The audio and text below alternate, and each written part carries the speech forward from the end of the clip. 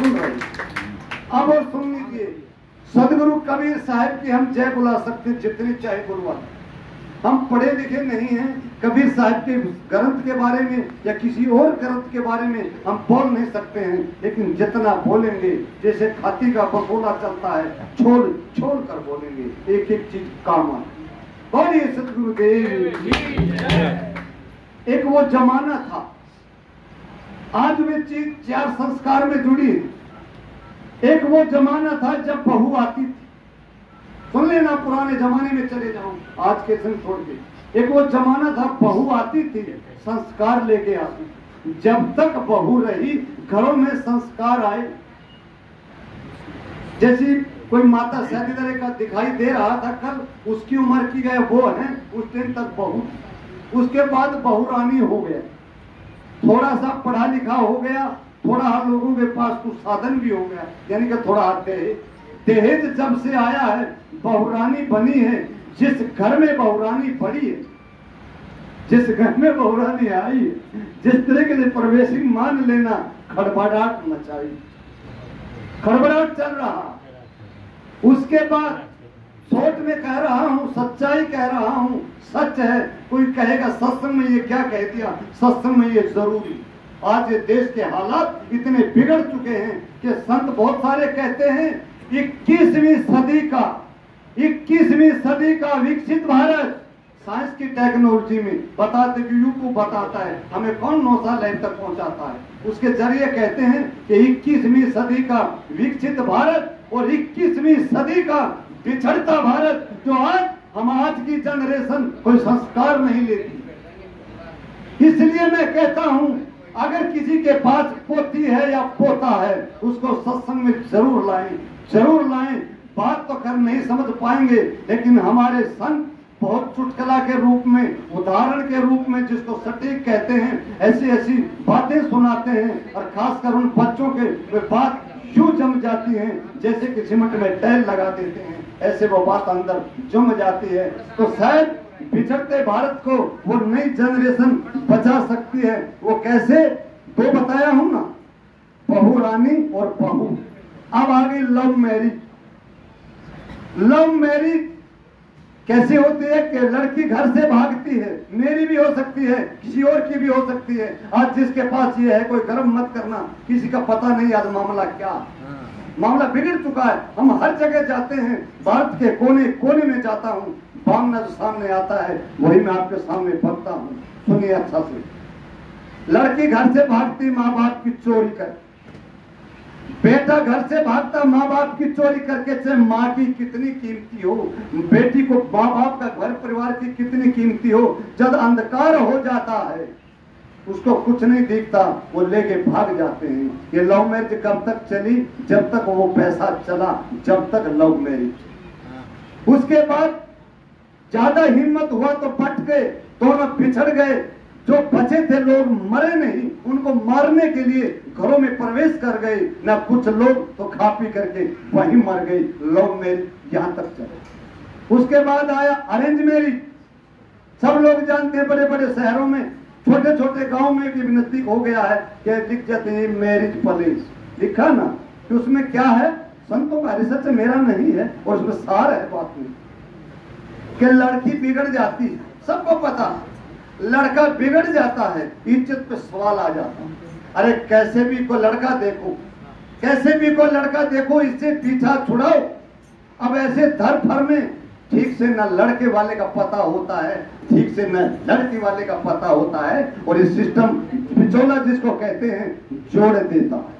तो ऐसी जगह नियुक्त करते हैं कि 10-20 उनके लोग आ जाएंगे, 10-20 उनके लोग आ जाएंगे, और वहां बैठ करके कुछ गप कर लेंगे, कुछ खा पी लेंगे, और लड़का लड़की को पकड़ा देंगे, अपना पेट छुड़ा लेंगे। ऐसा करते हैं।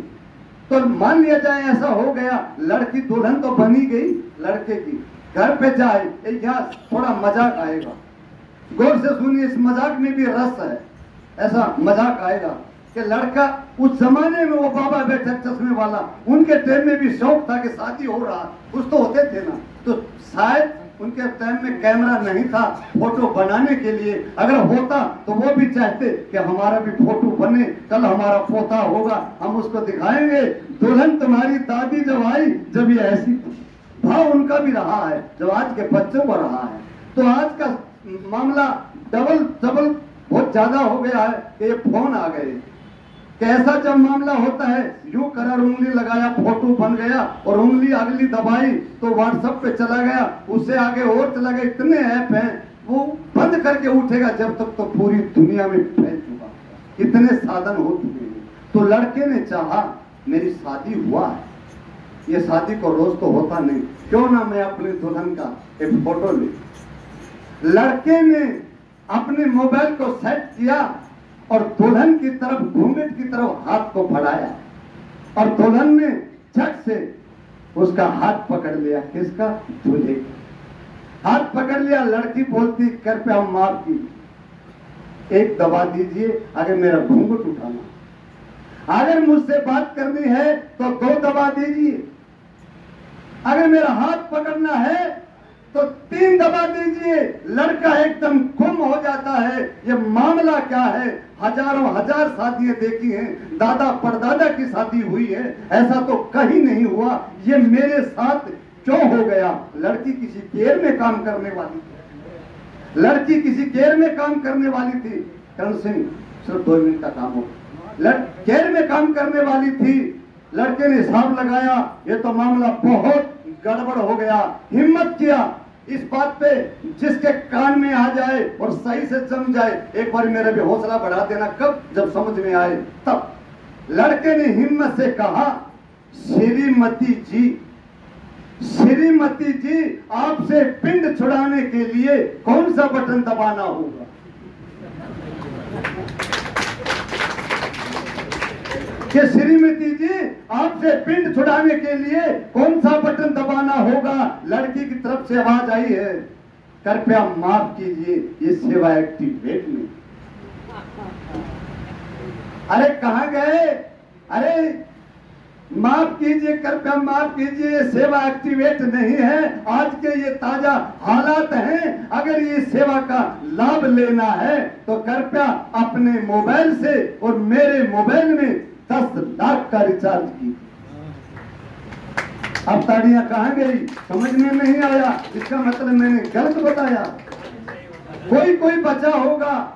आज के जनरेशन का बच्चा जो है, किसी का बेटा है, किसी का भाई है, शादी करने से जहर पीना मंजूर करता है, शादी करना मंजूर नहीं करता है। क्यों? कि हालात ज्यादा खराब हो चुके हैं, बेटा बेटी माँ बाप से बाहर हो चुके हैं। मैं कहता हूँ आज हम क्या चाहते हैं, ऐसे बच्चे जब मैदान में आए, वो बात संतों की सुन के जाए। वास्तव में फिर भी शायद हमारा मातेरा में एक जगह बैठ करके बंदगी कर लो, हो जाएगा। किसी संत को पूजा करना है तो दूर तक दौड़िए, न तो एक जगह बैठकर बंदगी करके अपना रास्ता अपनाइए, चाहे बंदगी करिए। तो हम कह रहे हैं, जो हम कहे हैं, इस बात पर मजाक नहीं लेना है। वास्तव में सत्संगी लोग सभी जाते आते हो, बेटा पोता है, शादीशुदा नहीं होगा ना, वो बेटा तो आ ही जाए।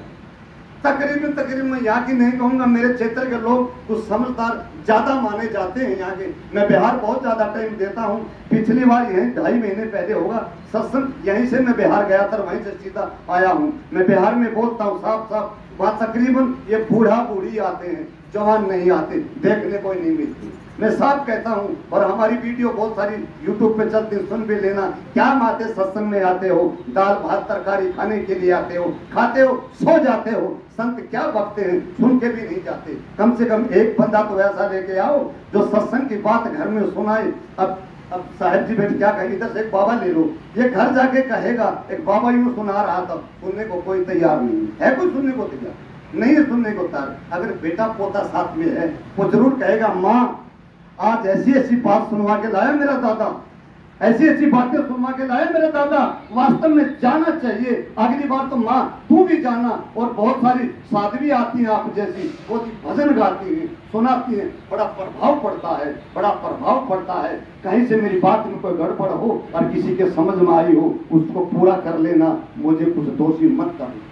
मुझे दोषी मत करना, जो समझदार है पूरा कर लेना। टाइम इतना ही है, साहब आने वाले हैं। कोई और भी मेरा भी भाव था कि हम कुछ फेंक दे बीच में, थोड़ा हाथ टाइम के अनुसार हम फेंके हैं। अच्छा जिसको लगा वो उठा ले जाना, बाकी छोड़ जाना। और कोई ऐसी है घर में, जरूर मेरा चैनल सब्सक्राइब करना।